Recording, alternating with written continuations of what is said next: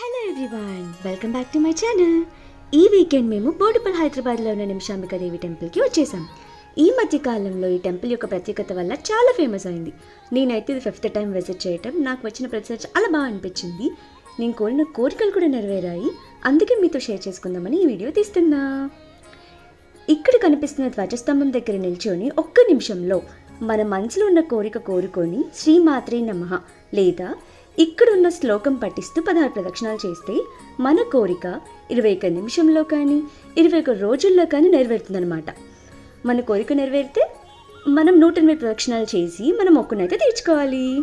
And temple rush పెరగటం వల్ల timings అయితే చేంజ్ చేశారు. దర్శనం టైమింగ్స్ వచ్చేసరికి morning 6 to 12:30 and evening 5:30 to 8:30.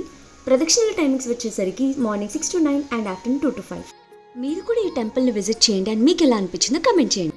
Video నచ్చితే do like, share and subscribe to my channel.